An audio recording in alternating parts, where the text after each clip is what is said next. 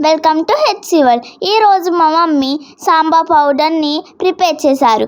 So మీరు కూడా prepare చేసి ఎలా ఉందో చెప్పండి, కామెంట్ చేయండి, లైక్ చేయండి, సబ్స్క్రైబ్ చేయండి. హాయ్ అండి, ఇప్పుడు సాంబార్ పౌడర్ని ప్రిపేర్ చేద్దాం రండి. ముందుగా స్టవ్ పై ఒక ప్యాన్ పెట్టుకున్నానండి. ప్యాన్ హీట్ అయిన తర్వాత మనం ఒక 4 టేబుల్ స్పూన్స్ ధనియాలను వేసుకుందాము. వేసుకొని బాగా దోరగా ఫ్రై చేసుకోవాలండి. ఇవి లో ఫ్లేమ్లో మాత్రమే మనం ఫ్రై చేసుకోవాలి. చక్కగా ఫ్రై అవుతాయండి. ఈ విధంగా ఫ్రై అయినాయి కదండి. ఇప్పుడు వీటిని ఒక గిన్నెలోకి తీసుకుంటున్నాను. ఇప్పుడు అదే ప్యాన్లో ధనియాలకి మనం 4 టేబుల్ స్పూన్ తీసుకున్నాం కదండి. అందులో సగం మన జీరా తీసుకోవాలండి. అంటే 2 టేబుల్ స్పూన్స్ జీరాని తీసుకున్నాను. అవి కూడా బాగా ఫ్రై చేసుకోవాలండి.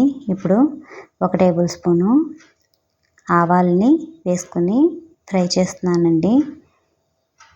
ఈ విధంగా ఫ్రై చేసుకుంటున్నాం కదండి. ఇప్పుడు 1 టేబుల్ స్పూను మిరియాలను కూడా వేసుకుందాము.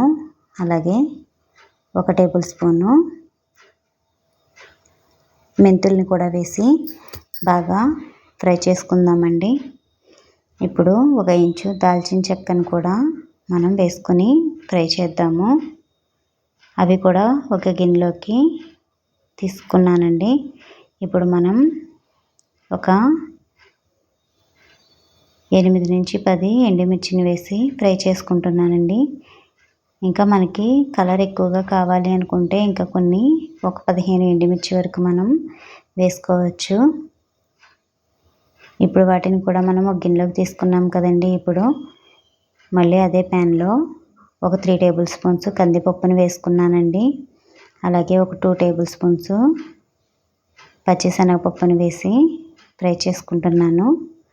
అలాగే 2 టేబుల్ స్పూన్స్ మినపగుళ్ళను కూడా వేసి ఫ్రై చేసుకుంటున్నానండి. ఇప్పుడు ఎండు కొబ్బరి కొన్ని ముక్కలు తీసుకున్నాను. అలాగే 4 వెల్లుల్లి రెబ్బలు అండ్ ఒక 2 టేబుల్ స్పూన్స్ రైస్ని కూడా వేసుకున్నానండి.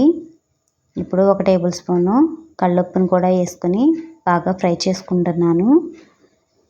ఇప్పుడు ఒక 1/2 టీ స్పూన్ పసుపును కూడా యాడ్ చేసి ఫ్రై చేసుకుందామండి.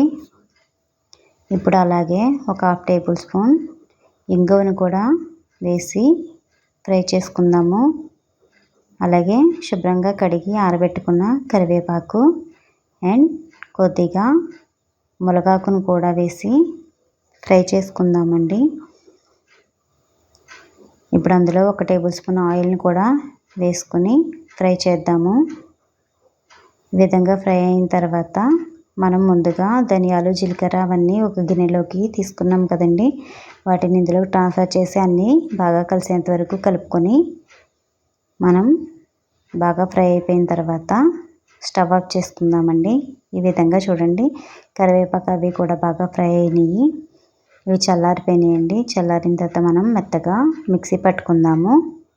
ఈ సాంబార్ పౌడర్ అయితే చాలా టేస్టీగా ఉందండి. సాంబార్ పెట్టుకుంటే చాలా టేస్టీగా ఉంటుంది. మీరు కూడా ఈ సాంబార్ పౌడర్ని ప్రిపేర్ చేసుకొని ఎలా వచ్చిందో కామెంట్ చేయండి ఫ్రెండ్స్. అలాగే ఈ పౌడరు మీకు నచ్చినట్లయితే లైక్ చేయండి, సబ్స్క్రైబ్ చేసుకోండి ఫ్రెండ్స్. ఈ విధంగా మనం మెత్తగా మిక్సీ పట్టుకున్న పౌడర్ని ఒక ఎయిర్ టైట్ కంటైనర్లో మనం స్టోర్ చేసుకోవచ్చండి. 2 to 3 months ఉంటుంది. సాంబార్ పౌడర్ రెసిపీని కొందరు అడిగారండి, వాళ్ళకి ఇది షేర్ చేస్తున్నాను. థ్యాంక్ యూ అండి. మరిన్ని వీడియోస్ కోసం మా ఛానల్ని ఇప్పుడే సబ్స్క్రైబ్ చేసుకోండి ఫ్రెండ్స్.